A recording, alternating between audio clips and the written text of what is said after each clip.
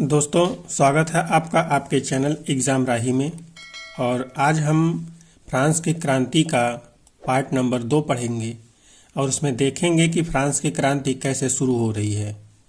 इसके पहले हम लोगों ने देखा था कि फ्रांस में जो क्रांति हो रही है वो क्यों हो रही है, किन कारणों से समाज के खासकर तीसरे स्टेट के जो लोग थे वो असंतुष्ट होते हैं।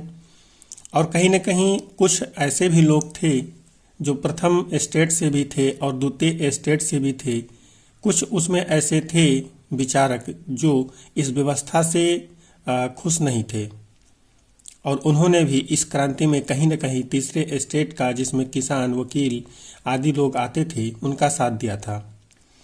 और वहाँ पे हमने देखा था कि जब लुई 16वां अपना राज्य शासन अपने हाथों में लेता है, अर्थात सम्राट बनता है वहाँ का, तो उस वक्त किस तरह से फ्रांस का जो राजकोष है वो पूरी तरह से खाली था, क्योंकि अभी अभी फ्रांस अमेरिका के 13 उपनिवेशों को उनके स्वतंत्र होने में हेल्प कर चुका था और इसकी वजह से उसका राजकोष पूरी तरह से खाली था। लेकिन इसके बावजूद जो राज्य की सत्ता है, शासक है, उसे अपना जो एक तरह से कह लीजिए कि स्टेटस है उसको मेंटेन करके रखना था।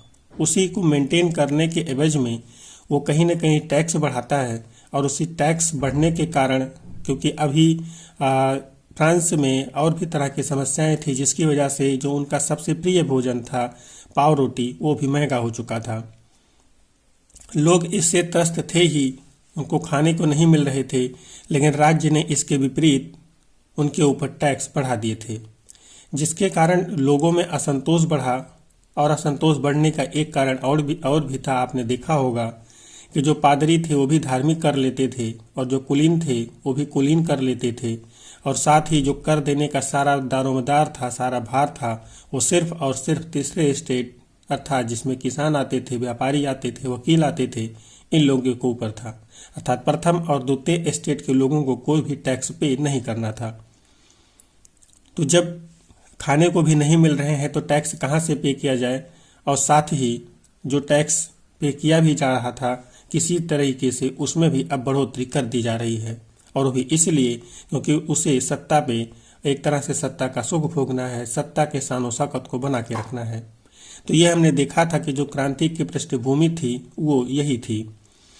हमारा ये प्रयास आपको पसंद आ रहा हो तो आप हमारे चैनल को सब्सक्राइब करें, वीडियो को लाइक करें, कमेंट करें और जरूर ज़्यादा से ज़्यादा लोगों तक शेयर करें। हम NCERT को बहुत छोटे छोटे टुकड़ों में पढ़ते हुए चल रहे हैं और बहुत ही अच्छे से उसको एक्सप्लेन करते हुए चल रहे हैं, इसलिए आप इस प्रयास को जरूर सराहें और चैनल को सब्सक्राइब करके हमारा मनोबल जरूर ऊंचा करें। हम जो कुछ भी कर रहे हैं वो आपके लिए कर रहे हैं। तो यहाँ पे हम लोग शुरू करते हैं अपने इस फ्रांसीसी क्रांति के पार्ट नंबर 2 की, जिसका शीर्षक है क्रांति की शुरुआत। हम लोग देखेंगे कि क्रांति की शुरुआत किस तरीके से हो रही है। पिछले भाग में आप देख चुके हैं कि किन कारणों से लुई 16वां ने कर बढ़ा दिए थे। क्या आप सोच सकते हैं कि उसने ऐसा कैसे किया होगा? प्राचीन राजतंत्र के तहत फ्रांसीसी सम्राट अपनी मर्जी से कर नहीं लगा सकता था। इसके लिए उसे स्टेट जनरल अर्थात प्रतिनिधि सभा की बैठक बुलाकर नए करों के अपने प्रस्तावों पर मंजूरी लेनी पड़ती थी। अर्थात जो स्टेट जनरल था, तीनों स्टेट थे, उसके प्रतिनिधि एक साथ बैठते थे, राजा उनकी बैठक बुलाता था और वहाँ पे अगर कोई नया कर लगाना होता था तो उस पर चर्चा करके नया कर लगाया जाता था। लेकिन यहाँ पे आप अगर एक चीज़ को कनेक्ट कर पा रहे हों तो आप ध्यान दें कि जब तीनों स्टेट में 2 स्टेट पहले से ही मजबूत हैं तो वही मिल करके ही, और वो राजा के पक्ष में हमेशा होंगे, क्योंकि जो भी कार्य हो रहे हैं राजा उनके पक्ष में ही कर रहे हैं, उनके हिसाब से ही करते हैं। तो निश्चित रूप से यहाँ पे उनके लिए टैक्स बढ़ाना कोई बहुत बड़ी बात नहीं थी, क्योंकि जो गरीब जनता है, तीसरा स्टेट है, वो बहुत विरोध नहीं कर रहा था। लेकिन आगे ऐसा नहीं होगा, और जब इनमें विरोध का सुर बजेगा तभी जा करके इनकी स्थितियों में कुछ सुधार आएगा। स्टेट जनरल एक राजनीतिक संस्था थी जिसमें तीनों स्टेट अपने अपने प्रतिनिधि भेजते थे, लेकिन सम्राट यह निर्णय करता था कि इस संस्था की बैठक कब बुलाई जाए। इसकी अंतिम बैठक 1614 में बुलाई गई थी। अब आप यहाँ पे अगर थोड़ा सा कनेक्ट कर पा रहे हो, 1614 में अंतिम स्टेट जनरल की बैठक बुलाई गई थी, अर्थात उसके बाद कई पीढ़ियाँ बीत चुकी हैं और अभी भी 1789 आ चुका है और अब जाकर के तीसरे स्टेट जनरल की बैठक बुलाई जा रही है। अर्थात उस समय के राजा ने जो भी कर डिसाइड कर दी वो इतने लंबे समय तक चले आ रहे हैं। अब वो सही है कि गलत हैं उस पर कोई भी विचार करने को तैयार नहीं है। तो यहाँ पे 1614 में बुलाया गया था, लेकिन चूंकि अब जब लुई 16वां शासक बन रहा है तो उसका राजकोष खाली है, इसको टैक्स बढ़ाना है, तो ये अब प्रतिनिधि सभा की बैठक बुलाएगा। फ्रांसीसी सम्राट लुई 16वें ने 5 मई 1789 को नए करों के प्रस्ताव के अनुमोदन के लिए स्टेट जनरल की बैठक बुलाई। प्रतिनिधियों की मेजबानी के लिए वर्साय के एक आलीशान भवन को सजाया गया। पहले और दूसरे स्टेट ने इस बैठक में अपने 300 प्रतिनिधि भेजे जो आमने सामने की कतारों में बैठाए गए। तीसरे स्टेट के 600 प्रतिनिधि उनके पीछे खड़े किए गए। तीसरे स्टेट का प्रतिनिधित्व इनके अपेक्षाकृत समृद्ध एवं शिक्षित वर्ग कर रहे थे। किसानों, औरतों एवं कारीगरों का सभा में प्रवेश वर्जित था। फिर भी लगभग 40,000 पत्रों के माध्यम से उनकी शिकायतों एवं मांगों की सूची बनाई गई, जिसे प्रतिनिधि अपने साथ लेकर आए थे। अब यहाँ पे भी आपने देखा होगा एक भेदभाव अभी कि जो प्रथम और द्वितीय स्टेट के प्रतिनिधि हैं उनको बैठने की व्यवस्था दी जा रही है, लेकिन जो तीसरे स्टेट के प्रतिनिधि हैं जो कि प्रथम दोनों प्रतिनिधियों के संख्या के समान हैं, लेकिन इनको बैठने के लिए जगह नहीं दी जा रही है, बल्कि इनको उनके पीछे खड़ा किया जा रहा है। आप यहाँ देख सकते हैं किस तरह से उनके साथ भेदभाव हो रहा है। तो ये अगर आगे चल करके क्रांति में परिणत ना होगी तो और क्या होगा। साथ ही यहाँ पे जो प्रतिनिधि आए थे वो पढ़े लिखे थे अपने समाजों में, तो निश्चित रूप से इसमें समस्या होना लाजमी था।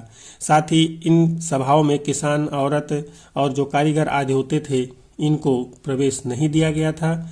लेकिन फिर भी जो प्रतिनिधि आए थे उन्होंने कुछ पत्रों के माध्यम से उन लोगों के जो शिकायत थी या मांग थी उनकी सूची बनाई थी और अपने साथ ले करके आए थे। तो यहाँ पे हम लोगों ने देखा कि एक पृष्ठभूमि तो पहले तैयार थी, दूसरी पृष्ठभूमि कहीं न कहीं यहाँ पे भी तैयार कर दी जा रही है उनके साथ भेदभाव करके। स्टेट जनरल के नियमों के अनुसार प्रत्येक वर्ग को एक मत देने का अधिकार था। इस बार भी लुई 16वां इसी प्रथा का पालन करने के लिए दृढ़ प्रतिज्ञ था, परंतु तीसरे वर्ग के प्रतिनिधियों ने मांग रखी कि अब की बार पूरी सभा द्वारा मतदान कराया जाना चाहिए, जिसमें प्रत्येक सदस्य को एक मत देने का अधिकार होगा। यह एक लोकतांत्रिक सिद्धांत था जिसे मिसाल के तौर पर रूसो ने अपनी पुस्तक द सोशल कॉन्ट्रैक्ट में प्रस्तुत किया था। जब सम्राट ने इस प्रस्ताव को अस्वीकार कर दिया तो तीसरे स्टेट के प्रतिनिधि विरोध जताते हुए सभा से बाहर चले गए। आपने यहाँ पे देखा जो एक तरह से वोट करने का अधिकार था वो सिर्फ और सिर्फ दो स्टेट को ही था। तीसरे स्टेट यानी जिसमें किसान, वकील आदि आते थे, इनको अधिकार ही नहीं था। जब इन लोगों ने मांग किया कि इस बार वोट देने का अधिकार, वोट करने का अधिकार सभी लोगों को होगा, तो यहाँ पे जो राजा थे उन्होंने इस बात को इनकार कर दिया। उन्होंने कहा नहीं, ऐसा नहीं हो सकता। जबकि ये लोग ये जिस सिद्धांत की बात कर रहे थे ये उसी समय आपने पीछे देखा था कि रूसो ने एक पुस्तक लिखी थी द सोशल कॉन्ट्रैक्ट, और उसमें उन्होंने 3 सिद्धांतों का एक तरह से परिचय दिया था, जिसमें कार्यपालिका, न्यायपालिका और एक तरह से विधायिका का उन्होंने सिद्धांत दिया था। और उसमें बताया था कि कैसे इन तीनों को अलग रख करके एक देश का विकास किया जा सकता है और तीनों को एक तरह से स्वतंत्र होना चाहिए। लेकिन ये लोग तो इस सिद्धांत को मान रहे थे, लेकिन अभी जो राजा थे वो इस बात को मानने के लिए तैयार नहीं थे। तीसरे स्टेट के प्रतिनिधि खुद को संपूर्ण फ्रांसीसी राष्ट्र का प्रवक्ता मानते थे। 20 जून को ये प्रतिनिधि वर्साय के इंडोर टेनिस कोर्ट में जमा हुए। इन्होंने अपने आप को नेशनल असेंबली घोषित कर दिया और शपथ ली कि जब तक सम्राट की शक्तियों को कम करने वाला संविधान तैयार नहीं किया जाएगा तब तक असेंबली भंग नहीं होगी। अब यहाँ पे जब तीसरा स्टेट की बात नहीं मानी थी, लोग बाहर चले गए और वहीं पे वर्साय के इंडोर टेनिस कोर्ट में जमा होते हैं। और साथ ही इन्होंने अपने आप को या अपने आप में सब लोग मिल करके ही तीसरे स्टेट के लोगों ने एक नेशनल असेंबली घोषित कर दिया, अर्थात खुद को ही एक तरह से सरकार घोषित कर दिया। और इससे एक तरह से शपथ ले लिया कि जब तक राजा के निरंकुश शक्तियों पर प्रतिबंध नहीं लगता है या कम से कम संविधान तैयार नहीं किया जाता राजा की शक्तियों पर रोक लगाने के लिए, तब तक ये जो नेशनल असेंबली है वो चलती रहेगी, ये भंग नहीं की जाएगी। उनका नेतृत्व मिराबियो और आबेसिये ने किया। मिराबियो का जन्म कुलीन परिवार में हुआ था, लेकिन वह सामंती विशेषाधिकारों वाले समाज को खत्म करने की जरूरत से सहमत था। हमने आपको बताया था कि कहीं न कहीं जो क्रांति थी इसमें जो कुलीन वर्ग थे उसके के कुछ लोग शामिल थे और जो पादरी वर्ग थे उसमें भी कुछ लोग शामिल थे। तो यहाँ पे जो आपने मिराबियो और आबेसिये का नाम देखा, यहाँ पे तो जो मिराबियो है वो कुलीन वर्ग में जन्म लिया हुआ है और जो आबेसिये है वो पादरी वर्ग से संबंध रखता है, और ये लोग भी जो सामंती व्यवस्था है विशेषाधिकार उसको खत्म करने में सहमत हैं। उसने एक पत्रिका निकाली और वर्साय में जुटी भीड़ के समक्ष जोरदार भाषण दिए। आबेसिये मूलतः पादरी था और उसने तीसरे स्टेट क्या है शीर्षक से एक अत्यंत प्रभावशाली प्रचार पुस्तिका पैम्पलेट लिखी था। जो पादरी है वो भी इसी के खिलाफ, मतलब तीसरा स्टेट क्या है उसके बारे में लिख रहा है। जिस वक्त नेशनल असेंबली संविधान का प्रारूप तैयार करने में व्यस्त थी, पूरा फ्रांस आंदोलित हो रहा था। अर्थात जो तीसरे स्टेट ने नेशनल असेंबली घोषित करी थी वो अपना एक संविधान बना रहे हैं, और इसी समय जो फ्रांस है वो पूरी तरह से आंदोलन में कूद पड़ा है। कड़ाके की ठंड के कारण फसल मारी गई थी और पाव रोटी की कीमतें आसमान छू रही थीं। बेकरी मालिक स्थिति का फायदा उठाते हुए जमाखोरी में जुटे थे। बेकरी की दुकानों पर घंटों के इंतजार के बाद गुस्साई औरतों ने भीड़ ने दुकान पर धावा बोल दिया। दूसरी तरफ सम्राट ने सेना को पेरिस में प्रवेश करने का आदेश दे दिया था। क्रुद्ध भीड़ ने 14 जुलाई को बास्तील पर धावा बोलकर उसे नेस्तनाबूद कर दिया। जो बास्तील है ये एक तरह से राजकीय प्रतीक है, राज्य के शान और शौकत का एक तरह से आप कह लीजिए कि बिल्डिंग है।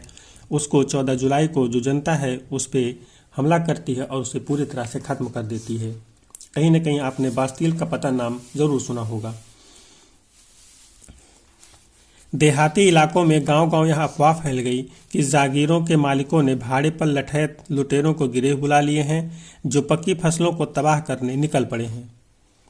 कई जिलों में भय से आक्रांत होकर किसानों ने कुदालों और बेलचों से ग्रामीण किलों पर आक्रमण कर दिए। उन्होंने अन्न भंडार को लूट लिया और लगान संबंधी दस्तावेजों को जलाकर राख कर दिया। कुलीन बड़ी संख्या में अपनी जागीरें छोड़कर भाग गए। बहुतों ने तो पड़ोसी देशों में जाकर के शरण ली। जब जनता जागती है, जब जनता विद्रोह करती है तो उसके सामने किसी की भी नहीं चलती है। यही आपने इस पैराग्राफ में देखा कि जो जनता है, जो ग्रामीण जनता है, वो भी अब जागरूक हो चुकी है अपने अधिकारों के प्रति, और कहीं न कहीं अब आंदोलित है अपने अधिकारों के लिए और राजा के निरंकुश शक्तियों से एक तरह से छुटकारा पाने के लिए।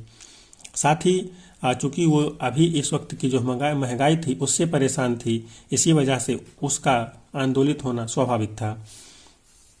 इसी आंदोलन का जो परिणाम था वो ये था कि जो बहुत सारे जागीरदार थे, बहुत बड़े कुलीनों की संख्या जो थी, वो तमाम लोग अपनी जागीरें छोड़ करके भाग जाते हैं और कुछ तो दूसरे देशों में चले जाते हैं, क्योंकि फ्रांस की जनता इतनी क्रुद्ध हो चुकी है, उसके सामने जो भी आ रहा है उसको नेस्तनाबूद कर दे रहे हैं। अपनी विद्रोही प्रजा की शक्ति का अनुमान करके लुई 16वां ने अंततः नेशनल असेंबली को मान्यता दे दी और यह भी मान लिया कि उसकी सत्ता पर अब से संविधान का अंकुश होगा। अब देखिए, जिस तीसरे स्टेट ने बाहर निकल करके एक नेशनल असेंबली का गठन किया था, लुई 16वां को जब इस बात का अंदाजा हो जाता है कि अब ये लोग नहीं मानेंगे और चूंकि जनता है, आप कितनों को मारेंगे और सबको मार ही देंगे तो आप किस पे शासन करेंगे। तो उसकी जनता की शक्ति का अंदाजा कर करके जो लुई 16वां है उसने इस नेशनल असेंबली को मान्यता दे दी और यह कहा कि जो उसकी सत्ता है उस पर संविधान के द्वारा ही अब शासन किया जाएगा। 4 अगस्त 1789 की रात को असेंबली ने करों, कर्तव्यों और बंधनों वाली सामंती व्यवस्था के उन्मूलन का आदेश पारित किया।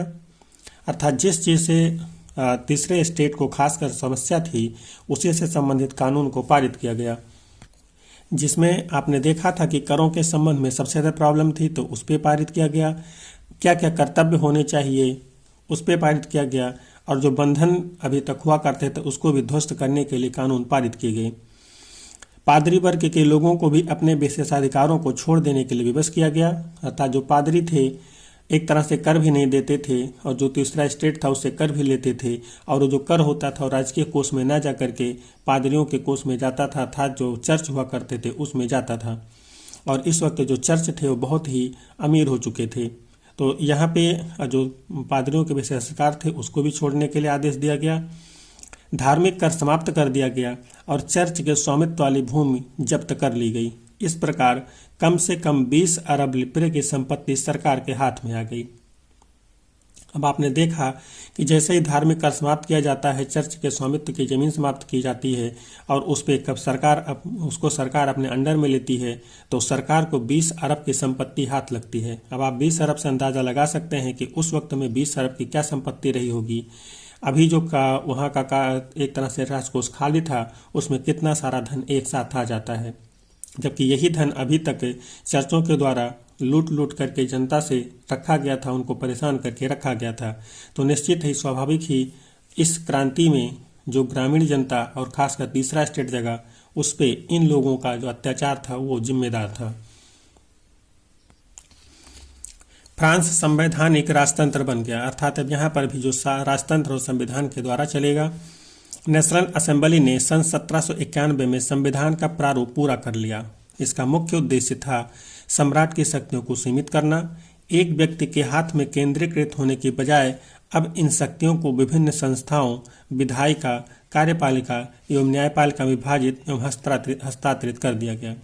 जो रूसो ने कहा था उसी पर अब इन्होंने अपने समाज को, अपने एक तरह से केंद्रीय व्यवस्था को एक हाथ में न रख करके विधायिका, कार्यपालिका और न्यायपालिका में विभाजित कर दिया। और इस तरह से फ्रांस में एक संवैधानिक राजतंत्र की नींव पड़ी, अर्थात संविधान भी है और राजतंत्र भी है, अर्थात राजा भी है। इसकी नींव संविधान में पड़ती है।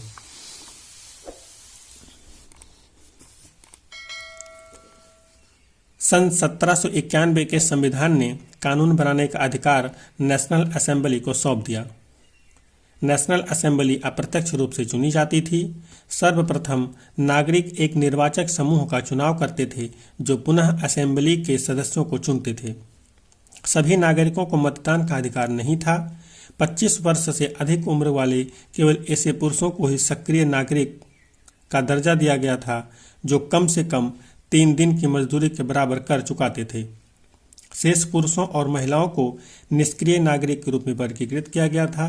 निर्वाचक की योग्यता प्राप्त करने तथा असेंबली का सदस्य होने के लिए लोगों का करदाताओं की उच्चतम श्रेणी में होना जरूरी था।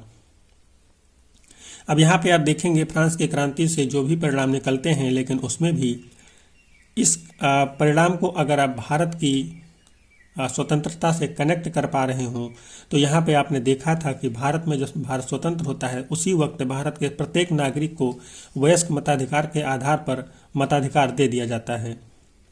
लेकिन यहाँ पे सभी लोगों को वयस्क मताधिकार के आधार पर नहीं दिया गया है, बल्कि कुछ खास ऐसे पुरुषों को ही दिया गया है, महिलाओं को भी नहीं दिया गया है। जबकि भारत में महिलाओं को भी भारत की स्वतंत्रता के साथ ही मताधिकार का अधिकार दे दिया गया था। लेकिन यहाँ पर कुछ ही सक्रिय नागरिक और यहाँ पे सक्रिय और निष्क्रिय 2 पार्ट में नागरिकों को बांट करके कि सिर्फ और सिर्फ सक्रिय नागरिकों को ही मताधिकार का अधिकार दिया गया और इन्हें इस तरह से चिन्हित किया गया कि वोट वो लोग दे सकते हैं जो कम से कम उस वक्त की जो भी मजदूरी निर्धारित रही हो 3 दिनों की मजदूरी के बराबर टैक्स पे करते हो। सिर्फ उन्हें ही दिया गया, बाकी सबको जो शेष पुरुष थे और शेष महिलाएं थीं या पूरी महिलाएं थीं, शेष क्या पूरी ही महिलाएं थीं, उन्हें निष्क्रिय नागरिक के रूप में वर्गीकृत कर दिया गया और उन्हें इस निर्वाचन मंडल से बाहर कर दिया गया। निर्वाचन में एक तरह से मत देने के अधिकार से वंचित कर दिया गया। संविधान पुरुष एवं नागरिक अधिकार घोषणा पत्र के साथ शुरू हुआ था। जीवन के अधिकार, अभिव्यक्ति की स्वतंत्रता के अधिकार और कानूनी बराबरी के अधिकार को नैसर्गिक एवं आहरणीय अधिकार के रूप में स्थापित किया गया। अर्थात ये अधिकार प्रत्येक व्यक्ति को जन्मजात प्राप्त थे और इन अधिकारों को छीना नहीं जा सकता था। राज्य का यह कर्तव्य माना गया कि वह प्रत्येक नागरिक के नैसर्गिक अधिकारों की रक्षा करे। अब आप यहाँ पे देख रहे हैं कि जो वहाँ का संविधान है वो पुरुष एवं नागरिक अधिकार घोषणा पत्र के साथ शुरू होता है, जबकि आप भारत के बारे में जब बात करेंगे तो भारत का संविधान उद्देशिका के साथ शुरू होता है। हम भारत के लोग करके वहाँ पे जो लाइन लिखी गई है उसके साथ भारत का संविधान शुरू होता है, जिसे उद्देशिका कहा जाता है। और यहाँ का संविधान पुरुष एवं नागरिक अधिकार घोषणा पत्र के शीर्षक के साथ शुरू होता है।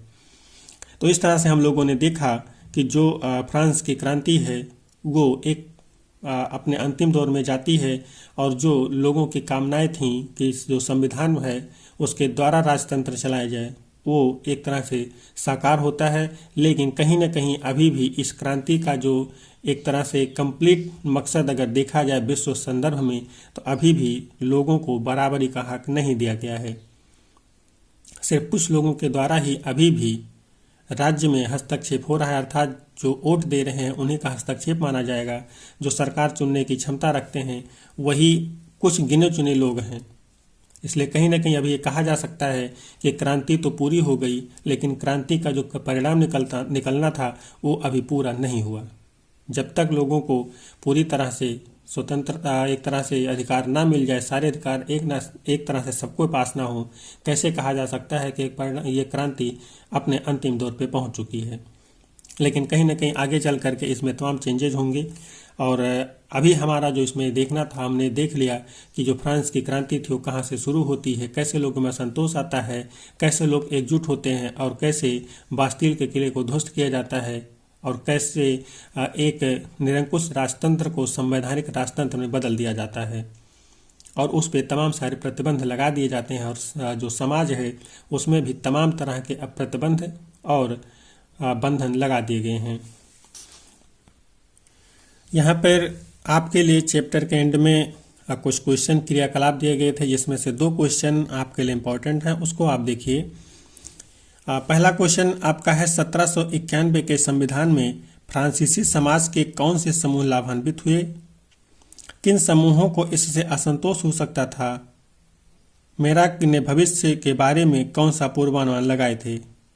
तो यहाँ पे आप देखिए, जो 1791 का फ्रांसीसी संविधान है उससे कौन सा समाज लाभान्वित होता है और कौन सा असंतोष, किसमें संतोष आता है, ये हमने पीछे आपको एक्सप्लेन किया है पूरी तरह से।